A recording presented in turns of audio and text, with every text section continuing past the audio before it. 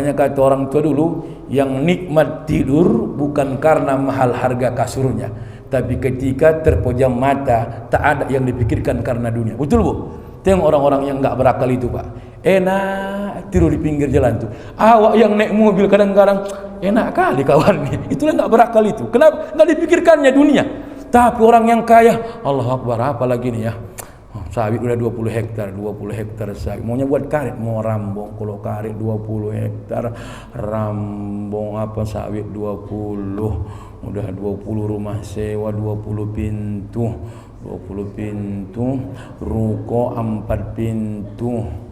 Oh, bahkan dia pun tak bisa tidur. Kenapa? Memikirkan hartanya. Siapa itu bang? Nanti ada yang nyuri. Semua di luar, mobil, kereta, udah ada CCTV, masih takut dia kecurian. Tapi orang yang nggak ada hartanya, tenang hidup. Kenapa? Nggak ada yang mau dicuri orang di rumahnya. Kenapa? Karena dia pencurinya, tenang.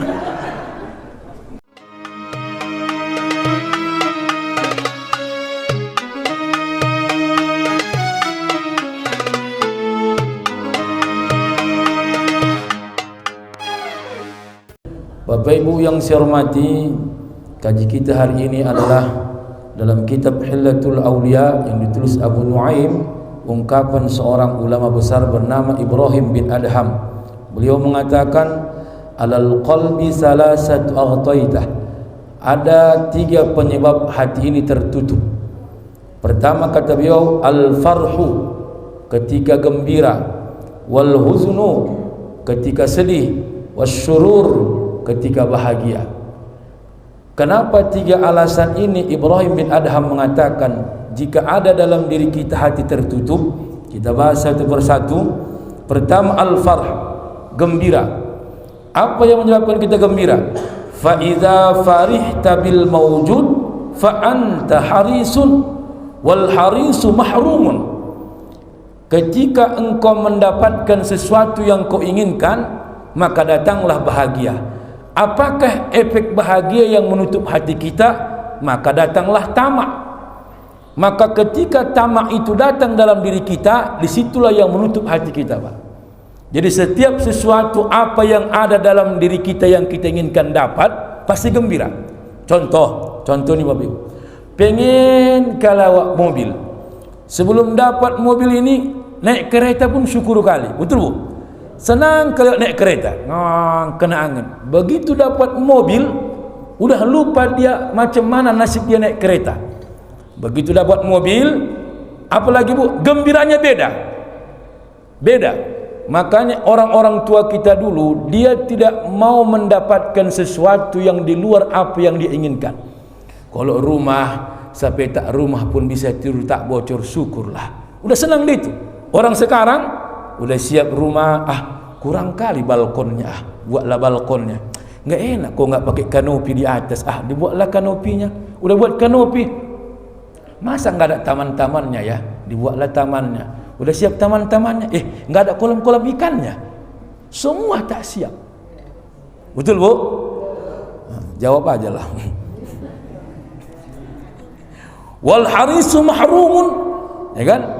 Ketika tamak itu datang, ambisi itu datang, kerakusan itu datang, itulah yang membuat penghalang hati kita.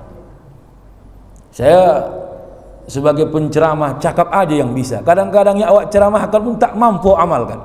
Betul juga. Awak dulu Pak Muhammad, saya dulu waktu jadi ustaz, belum ada mobil dari Medan nanti ke Bagan Batu, naik bus itu. Naik bus. Nanti Muhammad dari mulai Bagan Batu putar balik Medan, naik bus. Sampai rumah Medan, bengkak kaki itu, gantung aja, aku gemuk, omak di sampingku, nggak bisa apa, geser napa. Tapi begitu punya mobil, mulailah pelan, bahagia itu beda lagi, bisa singgah. Udah punya mobil awak, masih datang lagi mau ambis, pengen ganti merek lah dulu. Begitu ganti merek, ada lagi nanti tak siap-siap. Kalau bisa naik pesawat lagi awak, yang punya pesawat itu pun pengen punya langit ini. Betul nggak Bu? Makanya apa efek orang yang gembira karena dunia? Efeknya tamak. Apa beda tamak dengan rakus? Ini pula Kalau tamak istiqlalul kifayah, tamak itu adalah menganggap yang sedikit padahal cukup. Itu tamak. Istiqlalu kifayah, menganggap yang sedikit padahal cukup. Rumah itu cukup satu, betul nggak Bu? Tapi di mana-mana rumahnya. Tamak, kecuali rumah sewa dia. Berarti rezeki dia dari rumah sewa. Apalagi Bu? Mobil cukupnya berapa Bu? Satu. Tujuannya apa? Yang jauh dari dekat. Tapi nggak cukup. Tamak artinya, nggak cukup satu, 3 lah, 4 lah. Itu namanya tamak. Kenapa? Yang sedikit padahal cukup, padahal merasa sedikit. Apa beda rakus? Wal istiksaru li ghairi hadza. Ini lebih parah. Rakus itu adalah memperbanyak yang tak dibutuhkan. Kosong rumah itu tak ada menempati. Mobil itu hanya dipajang, dikelambui. Bu, kamar itu dibuat dulu. Dibuatlah 5 bang. Terakhir jadi sarang hantu kamar itu. Nggak ada yang nempati. Padahal dulu waktu punya rumah, bersatu pun jidat lutut anak tu berkeliling, enak yang tidur tu. Makanya kata orang tua dulu, yang nikmat tidur bukan karena mahal harga kasurnya, tapi ketika terpejam mata tak ada yang dipikirkan karena dunia. Betul Bu? Tengok orang-orang yang nggak berakal itu Pak, enak tidur di pinggir jalan tu. Awak yang naik mobil kadang-kadang enak kali kawan. Itulah nggak berakal itu. Kenapa? Nggak dipikirkannya dunia. Tapi orang yang kaya, Allah Akbar, apa lagi nih ya, sawit udah 20 hektar sawit. Maunya buat karet, mau rambong. Kalau karet 20 hektar, rambong apa sawit 20. Udah 20 rumah sewa, 20 pintu. 20 pintu, ruko 4 pintu. Bahkan dia pun tak bisa tidur. Kenapa? Memikirkan hartanya. Siapa itu bang? Nanti ada yang nyuri. Semua di luar, mobil, kereta, udah ada CCTV, masih takut dia kecurian. Tapi orang yang nggak ada hartanya, tenang hidup. Kenapa? Nggak ada yang mau dicuri orang di rumahnya. Kenapa? Karena dia pencurinya, tenang. Coba, kadang-kadang awak pun tidur enak kali. Siapa itu bang? Tidur aja lah kau. Nanti ada yang nyuri. Apa mau dicurinya di rumah ini? Kereta pun nggak ada engkolnya, tinggal pelak sama bannya. Di mana bang? Dijual anak kau pakai narkoba, semua dijualnya, pelak-pelaknya, engkolnya. Kau mau diambilnya, ambillah kereta itu, dijingjingnya sampai ke bengkel sana, kok terangkat. Handphone bang, handphone kau udah hilang tombol-tombolnya, suka pakai kayu mencetnya baru hidup handphonenya. Emas bang, emas kau udah digadi semalam, dia tahu kau. Tidur aja lah kau. Enak yang tidur. Makanya antara tamak dengan rakus perbedaannya tadi Bu. Kalau dia tamak, istiqlalul kifayah, menganggap yang sedikit padahal cukup, betul kan? Kalau rakus adalah wal istiksaru li ghairi hajah. Rakus itu adalah memperbanyak padahal tak dibutuhkan. Ya, diperbanyaknya tapi tak dibutuhkan. Nah, ya izin. Orang tua kami yang kehormati, makanya ungkapan ulama, biar gembira kita dalam hidup ini, jangan sampai menutup hati. Qasarta yadaka fil makafik falyutawil lisanaka bisyukri. Kalau usahamu pendeklah yang mampumu, panjangkan lisan mengucapkan syukur kepada Tuhanmu. Misalkan tahu Bu, kalau lah pendeknya usaha awak tak membuat kita kaya, kata ulama, panjangkan lisanmu mengucapkan syukur kepada Tuhanmu. Ini udah miskin tak bersyukur, apa nggak hancur? Udah miskin, tak sumbayang, anak pencuri, anak pemakai narkoba, apa nggak hancur? Gelisah ayahnya. Kenapa? Pantang lewat hilang gas, pantang lewat handphone pun digadekan. Kawan minjam kereta, dia yang jual, awak yang nomboi. Udah banyak sekarang, apa nggak stres? Maka mau ya izin, makanya belajarlah kita dari ulama kita ini. Ternyata kalau hatimu gembira karena mendapatkan urusan dunia, itu yang membuat hatimu tertutup melihat bagaimana Allah berikan dalam dirimu. Tapi kalau bahagia ketika tak mendapatkan sesuatu karena kau terjumus karena dunia, besok Allah gantikan kebahagiaanmu di akhirat yang kau tak dapatkan di dunia. Itu bahasanya. Mengerti Bapak Ibu? tak bahagia awak di dunia ini karena dunia, tapi Muhammad besok di akhirat Allah bahagiakan kita diganti yang tak dapat awak di dunia, diganti Allah di akhirat. Di rumah di dunia ni tak pernah awak punya rumah, masih mau nyewa-nyewa, tapi solatnya tak pernah tinggal, puasanya tak tinggal. Besok Allah ganti, hai pulan. Ditanya Allah nanti kan, hai pulan. Kau di dunia tak punya rumah, nanti di akhirat pikir bunyi eko, itu suaraku itu. Di dunia kau tak pernah punya rumah, tapi rumahku kau isi setiap hari. Di dunia kau tak punya kendaraan, tapi kakimu yang sehat kau jalan ke masjid. Di akhirat, nah kendaraan di akhirat ni, nah istana di akhirat ini. Tak kau nikmati nikmatnya manisnya di dunia, besok ku ganti nikmat duniamu di akhirat nanti. Ya, Bu, ya. Kira-kira mana yang pengen, Bu? Nikmat di dunia menunggu di akhirat, atau nikmat di dunia tak dapat di akhirat? Ibu ni pun bingung, ku rasa dua-dua tak dapat, takutku.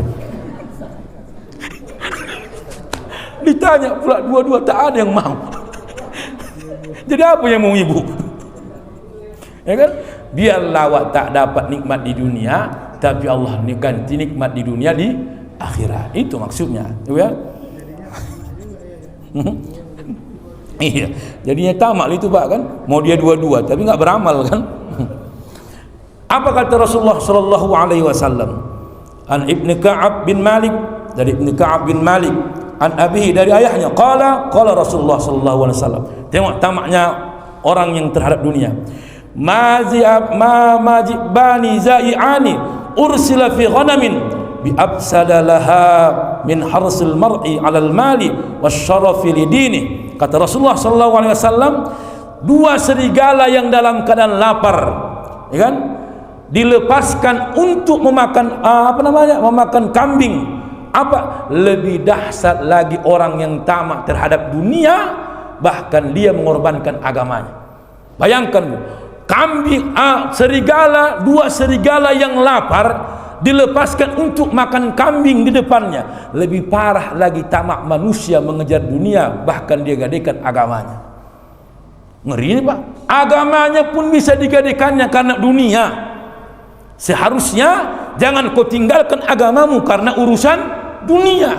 Tapi orang sekarang yang penting dapat dunia, agama belakangan. Ini bahan ini, Pak. Maksudnya, Bu, lebih baik awak menyewa-nyewa tapi enggak uang haram, daripada uang haram rumah awak tu kayak istana, apa gunanya mobil 10. Ya kan? Ini Muhammad. Makanya jangan terlalu tamak. Dua serigala yang lapar dilepas makan kambing. Berarti macam mana dia itu makan kambing? Pasti dengan sepintas, dengan spontan, habis dilalapnya. Lebih parah ambisi manusia mengejar dunia. Ya, Bu. Makanya kami inilah ini yang mengajarkan agama ini, situlah kenanya, Pak. Makanya kata guru kami, wajib ustaz ni kaya-kaya, wajib ustaz ni punya usaha, wajib ustaz ni punya ladang. Kenapa? Biar ceramah dia tenang, tak goyang. Ya? Makanya kalau ustaz dia ASN kurang berani ceramah itu, Pak. Kenapa? Diancam sama atasannya. Kau pegawai negeri golongan 4A, jangan lantam kali mulut kau. Ku pindahkan kau nanti ke Nias. Ya? Pulan, jangan lantam kali kau ceramah. Kebunmu 2 hektar aku yang beli. Kenapa Ustaz Ablin masih lantam ceramah? Karena belum ada yang ngasih. Masih menunggu aku hari ini. Kalau ada yang ngasih Pajero, kalau ada kayak kiai-kiai di Jawa itu, bukan? Oh, masa karung lah duit itu, Pak, diantar. Goyang juga itu, Cuma belum ada pula, Bu. Makanya marah-marah aja aku ini. Nggak ada yang mengkasih, hajar aja lah kan.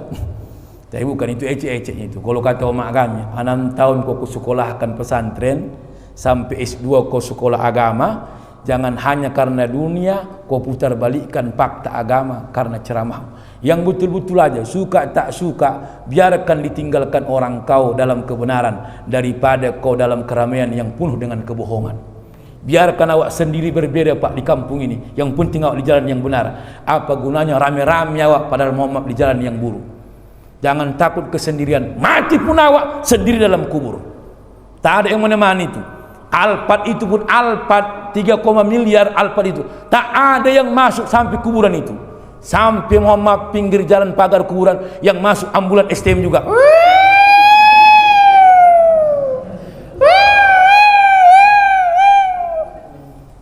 Belum pernah aku tengok pejabat di Johor ini meninggal dia, walau kepala dinas, mobilnya ikut Muhammad kena merambai sana. Pasti pinggir pas satu juga. Jadi apa yang mau kita kejar? Apa yang mau takutkan? Betul bu? Takut-takut aku tengok ibu ni. Qala Ali bin Abi Thalib. Apa pesan Ali bin Abi Thalib? Ini mula. Fa innar rizqa maqsumun. Sesungguhnya rezeki itu sudah dibagi-bagi. Ya kan? Sesungguhnya rezeki itu sudah dibagi-bagi. Wa su'uz zanni la yanfa'. Buruk sangka pun kau tak ada gunanya. Wa faqirun kullu man yatma' wa ghaniyun kullu man yanfa'. Orang yang fakir adalah orang yang tamak terhadap dunia, dan orang yang kaya menerima apa adanya, apa yang didapatkan di dunia. Jadi orang yang fakir itu sebenarnya orang yang tamak, orang yang kaya itu menerima apa adanya. Biarlah aku begini ya Allah, kau sihatkan kakiku bisa berjalan, tak apa-apa ya Allah, walaupun aku tak punya mobil harga ratusan juta. Ya Allah ya Tuhanku, kau sihatkan selera makanku, walaupun susah cari makan, yang penting ada temakan. Ku tengok orang kaya ya Allah, banyaknya hartanya, makan pun susah, pilih-pilih mau dimakan. Banyak kali pantangannya, jangan terlalu tinggi gulanya, tak boleh asin kali, tak boleh pedas sekali, harus dipilah beras-berasnya. Awak beras apa adanya bisa ditelan, karena dikasih Allah nikmat kesehatan. Tak apa-apalah ya Allah Tuhanku, tak ada asetku di dunia ini, tapi asetku untuk akhiratku, amal solehku. Banyak orang kaya tak sanggup puasa, aku orang miskin puasa saja karena biasalah per tiap hari. Kan enak begitu Pak. Ya Allah ya Tuhanku,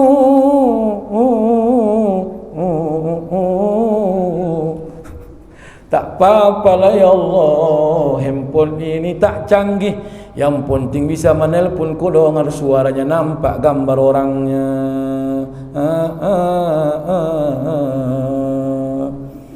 Ya itulah, makanya kata guru-guru kita, usahanya boleh sama, rezekinya berbeda. Sama-sama jual jusnya Pak, sama-sama jual martabaknya, pinggir-pinggiran tempatnya, hanya tak bersentuh setelingannya, berbeda rezekinya. Makanya apa tadi? Wasu'uz zanni la yanfa'. Buruk sangka pun tak ada manfaatnya. Umar lari sekali martabatnya ini, pakai penyedap. Agak lain warnanya, pakai pewarna. Baksonya, ini baksonya campur daging tikus. Sekarang banyak orang begitu. Laris bakso kawan katanya daging tikus. Laris ayam penyet kawan katanya daging yang lain. Kenapa? Ada rasa buruk sangka di hadapan Allah. Ya, itu yang pertama. Dah. Makanya kata ulama kita ini, macam mana hidupmu tenang, bahagia, tak tamak? Ini pula. Idza ma sita an tahya hayatan hulwal mahya. Jika hidupmu pengen bahagia, hayatan hulwal mahya, kehidupan yang penuh dengan manis, nikmat, tenang, tentram. Apa kata ulama?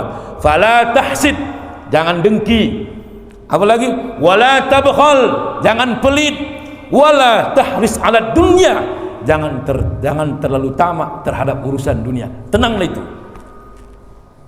Ya, kata ulama, idza masita an tahya hayatan hulwal mahya, jika kau pengen hidup tenang, nyaman, manisnya dunia ini, 3 aja amalkan. La tahsid, jangan dongki.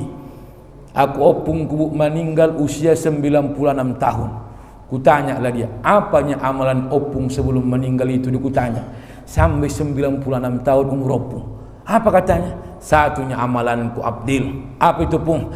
Tak pernah kuurus urusan orang lain yang bukan urusanku. Urusanku sendiri tak terurusku. Kenapa orang sekarang pendek-pendek umurnya? Semua mau diurusnya.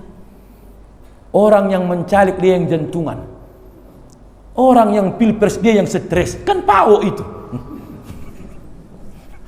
Coba lakukan. Ya Allah. Orang yang membangun dia yang tertidur. Ya Allah, kok bisa bangun ya? Dongki. Tahu ibu dongki? Dengki. Itulah bahasa Indonesia. Itu yang pertama. Yang kedua, apa yang membuat hati ini tertutup? Wal huzn. Apa? Ketika sedih. Ini pula. Kenapa hati tertutup ketika sedih? Wa iza hajinta 'alal mafqud. Ketika engkau sedih karena kehilangan. Ketika engkau sedih karena kehilangan. Fa anta sahitun wa sahitul mu'azzabun. Maka ketika kehilangan timbullah marah. Ketika marah maka timbullah azab Allah. Ya. Makanya Bapak Ibu yang saya hormati, hari ini kita belajar bahwasanya sedih boleh, tapi jangan sampai sedih menghilangkan kepercayaan kita sama Allah. Sedih karena apa, Bu? Karena apa?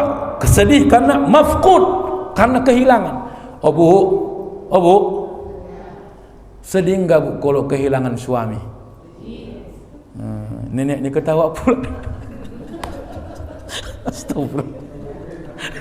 Dalam hatinya cocok kali kan. Bu, sedih enggak kehilangan suami, Bu? Sekarang ku tanya Bapak, Pak. Jujur Pak ya. Sedih enggak kehilangan istri, Pak?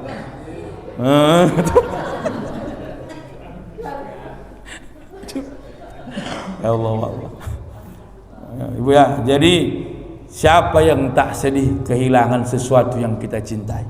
Tapi Muhammad, Bu ya, kesedihan yang payah dikembalikan, kata ulama Al-Imam Sufyan Ats-Tsauri, kata beliau ada 3. Pertama adalah kesedihan khalilun faraqa khalilahu.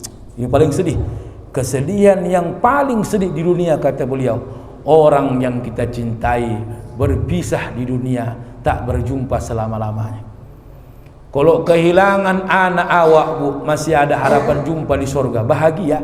Tapi yang sedih awak, kehilangan orang yang kita cintai, di dunia dia tinggalkan kita, di akhirat tak jumpa selamanya.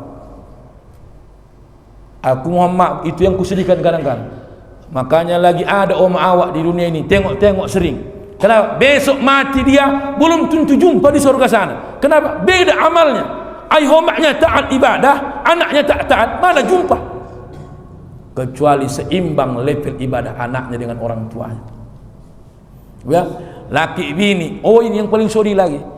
Di dunia dia bersama, maka di akhirat dia ditinggalkan bersama suami dan istrinya. Berbeda amalnya. Bininya rajin sembahyang tak pernah tinggal, baca Quran hatam bisa setahun 3 kali, sementara wak laki-laki tak pernah baca Quran.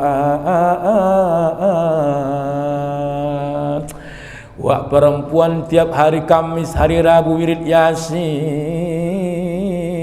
Wak ni yang cocok diyasinkan biar cepat mati. Ibu ni puasa Senin Kamis bertahun-tahun, berpuluh tahun. Bapak ni puasa wajib pun tak tahan sampai detik ini. Kenapa tak tahan, Wak? Aku menengok orang Maroko, Pak Ustaz, naik setanku. Karena uak setan sama setan sama-sama Maroko.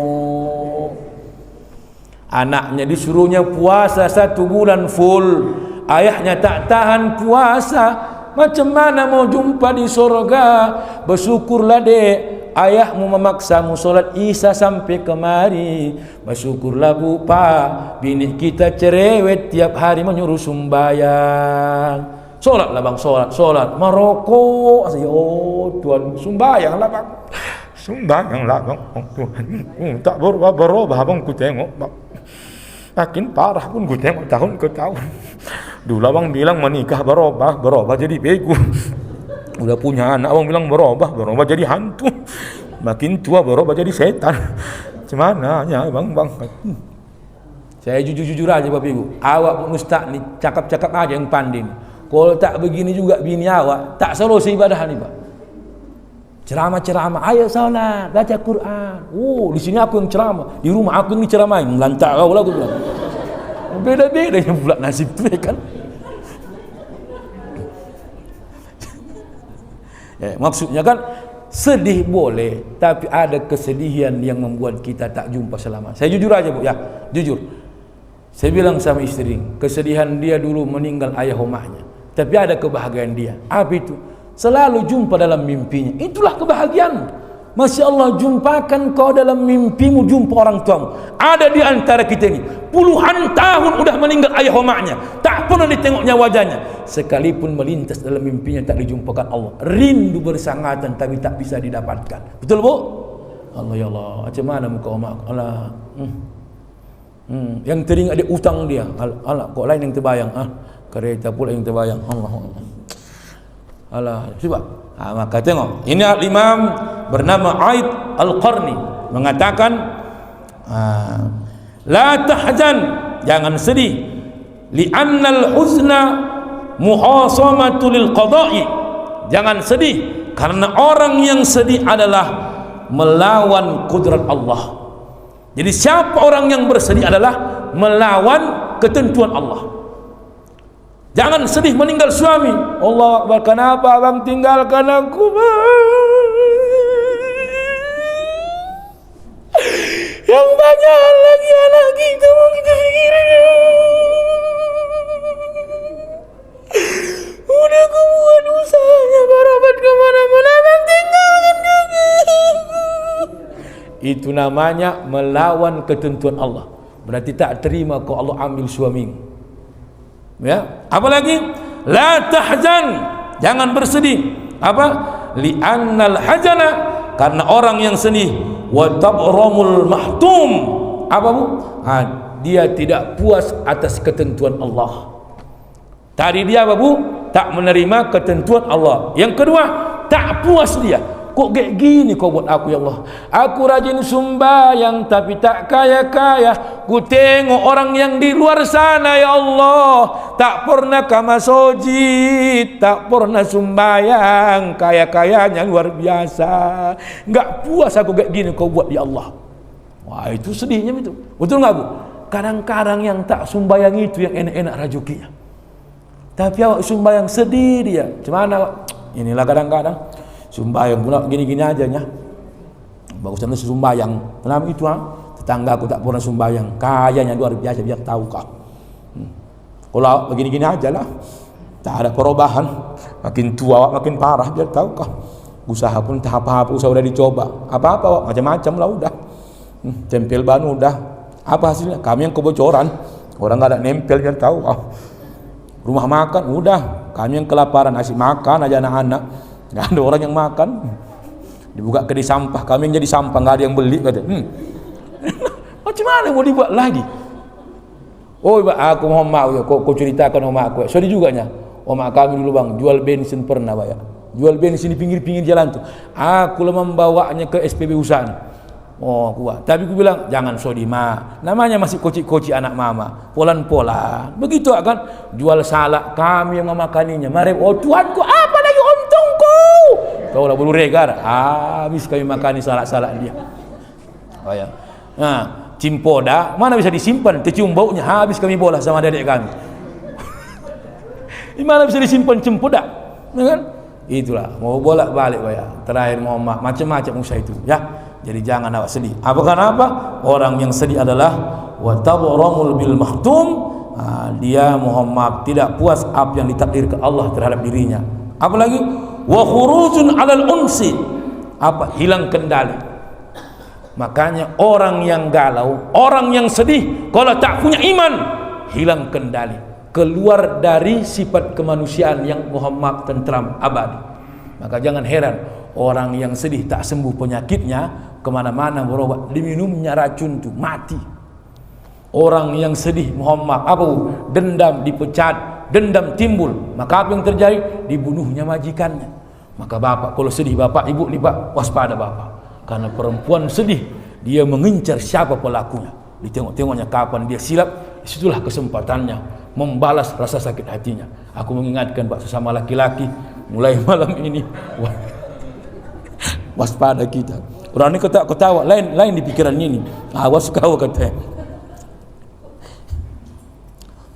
Apalagi Nabi Muhammad, wan niqmatu 'ala ni'mah. Itu pula kan. Apalagi pun rasa dendam. Ala dendam terhadap nikmat orang lain.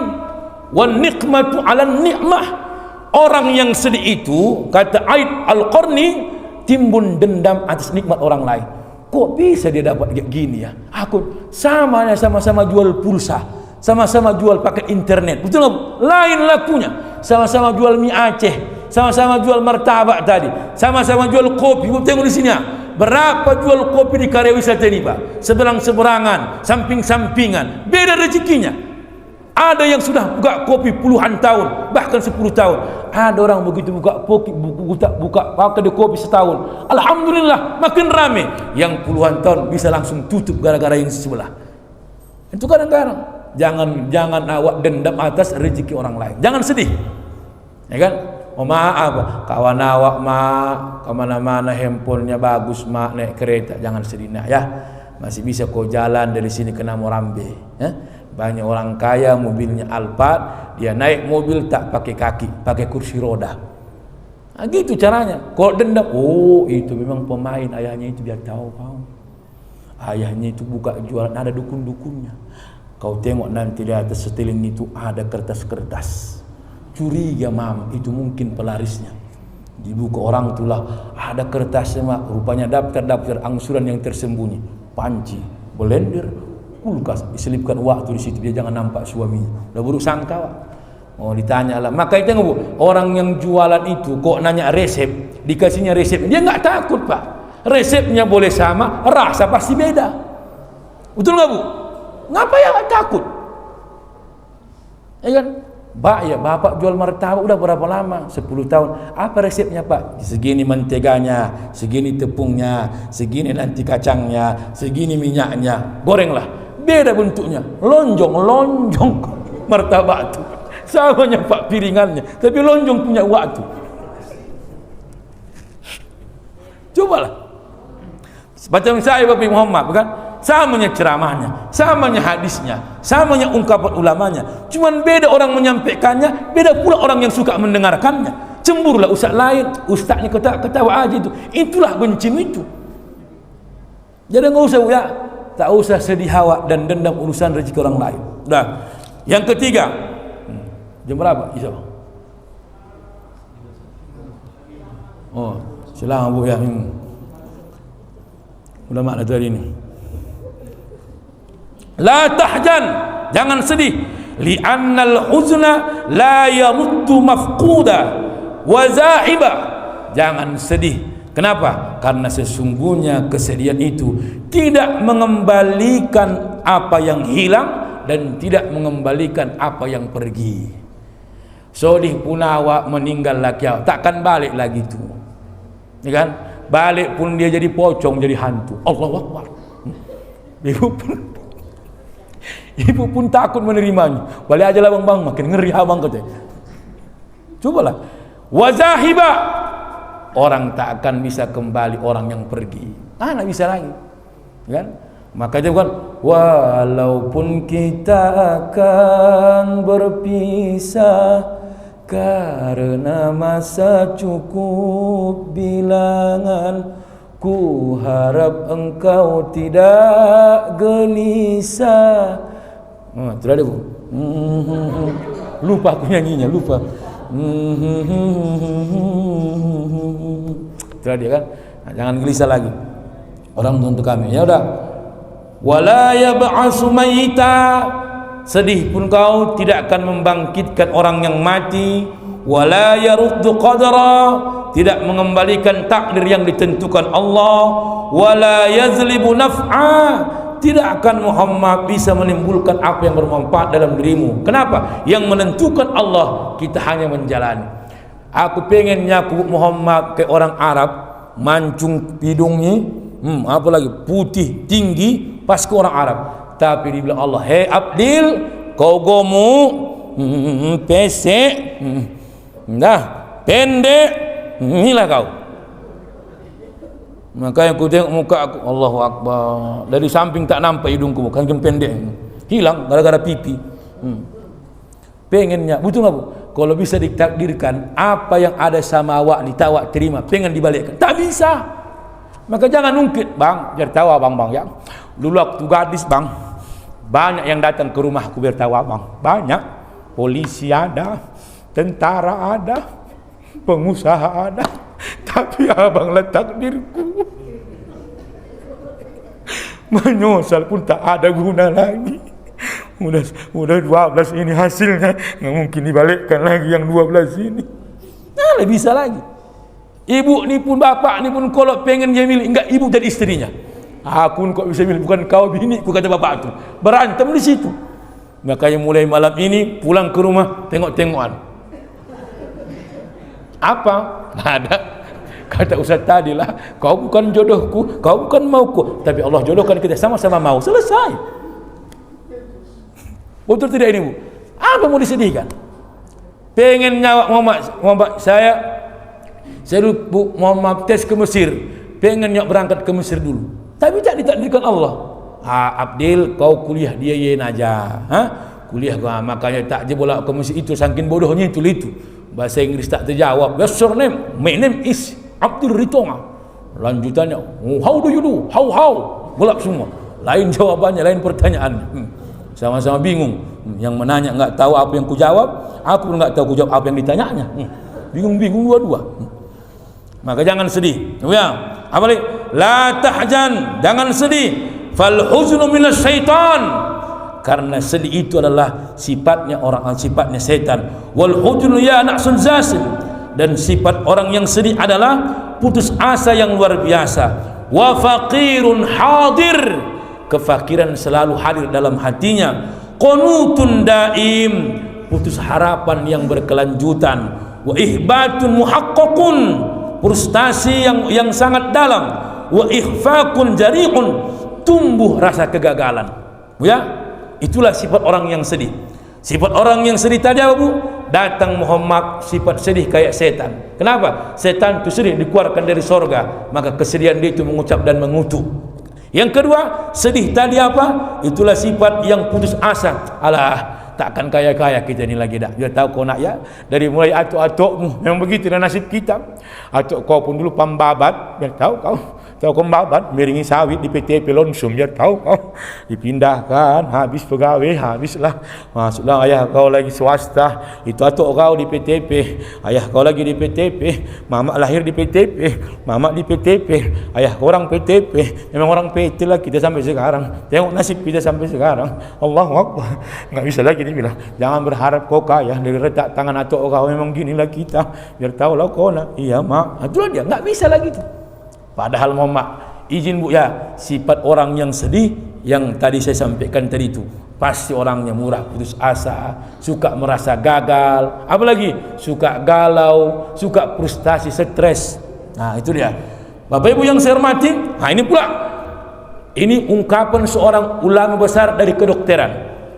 Saya pun baru baca kitab tadi. Apa cara kita ketika marah dan ketika sedih yang dilarang? Dengar Bapak Ibu, la tanimmu mubasharatan ba'dal huzni wal ghadabi. Jangan langsung tidur ketika sedih dan ketika marah. Apa alasannya? Fa khilal sa'ataini minan naubah tajdadu nisbatal hudusil zulatah. Artinya ketika orang marah, ketika orang sedih, 2 jam, tengok 2 jam setelah dia sedih, itu penyumbatan darah yang meningkat. Luar biasa ulama kedokteran ini. Kulangi Bu ya, agak kocik tulisanku, makanya agak apa. La tanimmu mubasharatan ba'dal huzni wal ghadab. Jangan langsung tidur setelah setelah sedih dan marah. Fa khilal sa'ataini minan naubah tajdadu nisbatu hudusi zulatah. Makanya karena dalam 2 jam setelah marah, apa yang terjadi? Disitulah cepatnya pengumpalan darah. Makanya ibu kalau marah bapak nih jangan lawan-lawan, biarkan dia tenang. Ini makanya banyak orang mendadak stroke diam-diam. Begitu dia tidur, bangkit, kejadian. Aku mengingatkannya aku, Pak. Makanya kalau bapak ni lagi marah, ngerokok, biarkan aja dia ngerokok, ketimbang setruk, rokok aja lah bang, rokok. Aku tadi aja senyum-senyum aku, betul juga ya. Orang yang marah, orang yang sedih, setelah proses sedih itu, jangan tidur langsung, tunggu 2 jam dulu. Kenapa? Karena orang yang sedih, orang yang marah, itu cepat pengumpulan darah di otaknya. Makanya rata-rata nggak bisa lebih cakap. Jangan ketawa ibu, pikirkan ini. Kami yang korban, ibu enak. Senang kali ibu nih ku tengok. Ku rasa puas rasanya kalau setruk lakinya. Tahankan kau kan, dengar bini kau. Masuk akal nggak bu? Masuk akal lah. Ini penelitian ulama ini. Makanya saya alhamdulillah mudah-mudahan dengar bini aku live TikTok ini bu. Mana tuh ditengoknya biar tahu dia. Lagi marah awak diamkan dulu. Tenang, bawa jangan langsung tidur. Penyakit kita bu, kalau marah kemana? Tidur, kunci kamar. Aku stres. Bangun tak bergerak. Halah. Hati-hati pak. Aku mulai malam ni ku amal kali ini. Bagusan pergi bapak pak cari mendam batu, kulpak, ketimbang setruk di rumah tu. Makanya orang-orang dulu bu suka bergerak. Makanya kalau bapak ni marah, jangan mohon maaf tinggalkan. Tapi jangan lawan, tengok aja, tengok. Jangan melawan. Perempuan ni begitu, melawan sikit. Apa? Kok nak palak kali kadang-kadang ni. Ya bu ya, senang kali bu ni ku tengok masalah ini. Jangan begitu bu. Ibu yang senang, kami yang menderita. Bapak kami sehat kita pak, sehat kita. Bapak ibu yang saya hormati, betul juga nih pula kan. Jadi apalagi efek orang yang sedih. Ini pendapat Ibnu Qayyim Az-Zawjiyah. Al-husnu yud'iful qalba. Orang yang sedih itu adalah apa? Lemah hatinya. Maka orang yang murah sedih itu tukang merajuk. Orang yang tukang merajuk itu orang sedih. Sedihlah dia, ditinggalkannya orang ini. Dia sendiri yang sedih. Makanya kalau awak orang yang sosialnya tinggi, tak mudah sedih. Ini enggak, sedih sikit tinggalkan orang. Terakhir dia sendiri luar sana. Makanya kata ulama, orang yang murah sedih, takkan ada orang mau berteman sama dia. Kenapa? Sikit-sikit tersinggung. Namanya cakap manusia. Mana semua sama? Ya kan? Mana semua sama? Bapak Ibu semua apa lagi? Wa yuhinnul azma. Apa? Orang yang mohon maaf lemah tawakalnya. Udahlah, pasrah aja lah aku. Memang gini-gini aja lah. Itu dia Bapak Ibu ya. Itu yang kedua. Yang ketiga, sompat lagi nih. Kita sompatkan aja lah. Apa yang menyebabkan hati ini tertutup? Kata Al-Imam Ibrahim Al-Adham. Wa iza surirta bil madhi. As-surur. Apa makna surur? Surur itu gembira, senang. Macam mana bentuk senangnya? Tadi dia senang karena dunia. Ini beda pula. Wa iza surirta bil madhi fa anta mu'jabun wal 'ujbu yuhbitul amal. Ini pula orang gembira, orang yang senang ketika dipuji. Orang yang senang ketika dipuji, apa efeknya? Fa anta mu'jabun. Ketika engkau dipuji, timbullah ujub. Apa efek orang ujub? Wal ujubu yuhbitul amal. Orang yang ujub menggugurkan semua amal. Ini siapa penyakitnya? Kami ini. Kalau imamnya, kalau makmumnya rame, ini kejadian nanti nih. Tarawih pak. Astaghfirullahaladzim. Astaghfirullahaladzim. Macam dia lah. Senang ustaz kalau jadi imam, enak kali loh. Ibu baru tahu ibu. Orang udah tahu dari dulu itu. Cakap itu pak. Coba kita lihat.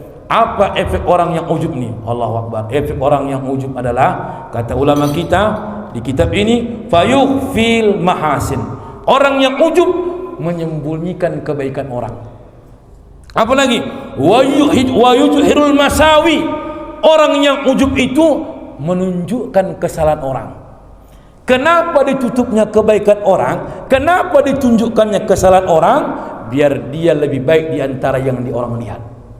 Mudah-mudahan bermanfaat. Allahu a'lam. Assalamualaikum warahmatullahi wabarakatuh.